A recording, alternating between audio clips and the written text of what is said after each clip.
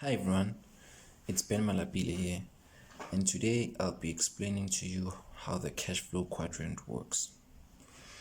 So, I would love to take credit for this as my own, but well, it's not. This is from Robert Kyosaki in his book called Cashflow Quadrant, and today I'll be explaining to you how you can use this to help you become financially free. Okay, so in the cash flow quadrant, we've got employees here, we've got self-employed people here, we've got business owners here, and investors here. So the philosophy behind this is that if you earn money, then you are either earning money as an employee, self-employed individual, business owner, or an investor. Okay, so we all know who employees are. That's pretty self-explanatory. And then we've got self-employed individuals here. So the difference between being an employee and self-employed, with employees normally are less risk averse. They they they normally say things are too risky. So employees prefer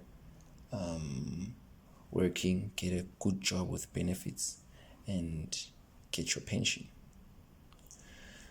On the other hand, self-employed people, self-employed people have a do-it-yourself attitude. So they believe if you want something done right, it's best to do it yourself. So employees trade their time for money.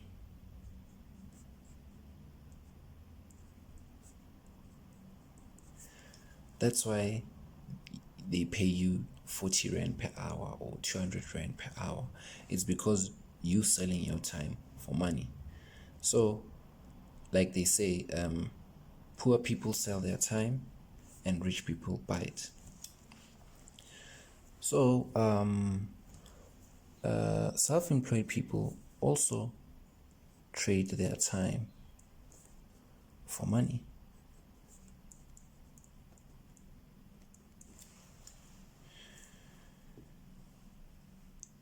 On the other hand, we've got business owners. So business owners and investors love investing. So they don't there's no such thing as too much risk for them. What they do is they mitigate risk. So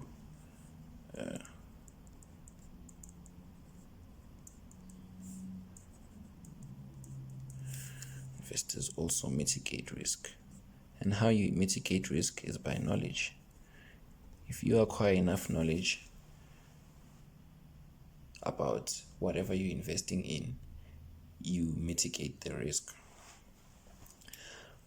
And business owners trade other people's time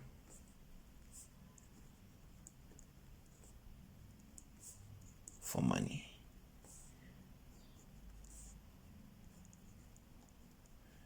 So when I said poor people sell their time and rich people buy it, the rich people buy the poor people's time. So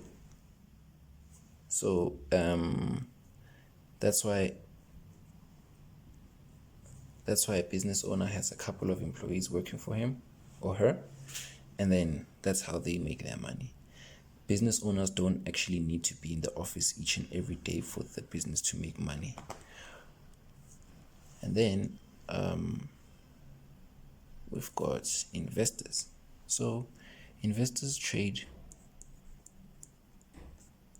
money for money. Yep. Yeah. So you might make a mistake between these two, thinking And most self-employed people think that they run a business, when actually that's not true. Self-employed people are the business. For example, a doctor. A doctor has to be in theater or at the hospital in order for them to make money. If they're not there, they don't make any money. If they leave for a month or two, when they come back, there'll probably not be a business for them to run because they left with the business, because they are the business themselves. And on the other hand, business owners are hardly ever in the office. They're in the office for meetings, to make more money, or, well, they don't have to work each and every day for them to make money like employees and self-employed people. And then on the other hand, investors, well, investors simply trade money for money. So now here's where it gets interesting. Employees earn, pay tax, then can they start spending their money. Same with self-employed individuals. They earn, they pay tax, then they can start spending their money.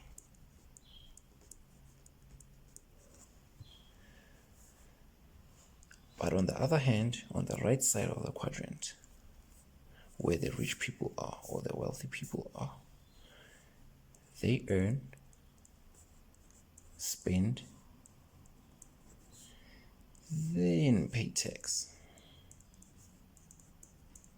Same with investors. They earn, they spend, then they pay tax. Why? This is simply because an employee is an individual. Self-employed people are normally sole proprietors or individuals as well. Whereas on the other hand, they use companies and trusts, because companies and trusts pay tax after earning. They earn, spend, then pay tax. When as an individual, by law, you're required to pay tax before you start spending your money. So it goes without saying that if you want to be rich or financially free or wealthy, you have to be on the right side of the quadrant. But now, you might not be very business savvy for you to start your own business, or you might not know enough for you to be a self-employed individual that makes a lot of money. So, if you want to be rich or wealthy or financially free, the easiest way is for you to move from an employee to an investor. Yep, I repeat, it's to move from being an employee to an investor. Well, and the greatest investment for you to invest in as an employee is property. Simply because you can use other people's money to invest in property. So you can trade other people's money to make money for yourself. So be on the lookout for my videos where I'll explain more about credit and how you as an employee can build your credit for you to qualify for bonds and use other people's money to be an investor and eventually become financially free. If you found any value in this, please like this video. If you've got any questions, simply let me know in the comment section below. And well, yeah, if you learned anything today, simply hit the subscribe button if you're not a subscriber yet, and turn the post notifications on so you know when I post more videos. And be on the lookout for the video about how you can grow your credit. It's Ben Malapile here. Peace.